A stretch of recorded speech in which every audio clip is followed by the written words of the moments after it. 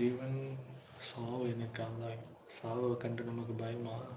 இல்லை சாவை கண்டு நமக்கு துக்கமா? இல்லை, சாவை கண்டு ஆதாயம். ஏன்? இந்த கூடாரத்தை விட்டு, இந்த பரம வாசஸ்தலத்தின் கூடாரத்தை நாம் எதிர்நோக்கி காத்து கொண்டிருக்கிறோம்.